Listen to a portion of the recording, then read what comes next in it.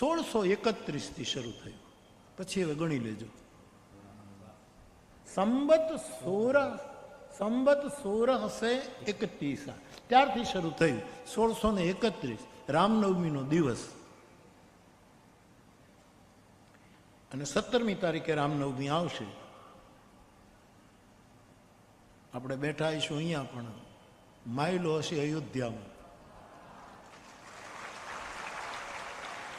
વૈજ્ઞાનિક આદમીની 3 ટીમ કામે લાગી છે કે બરાબર 12 વાગે રામલાલાના કપાળમાં સૂર્યનું કિરણ આવશે.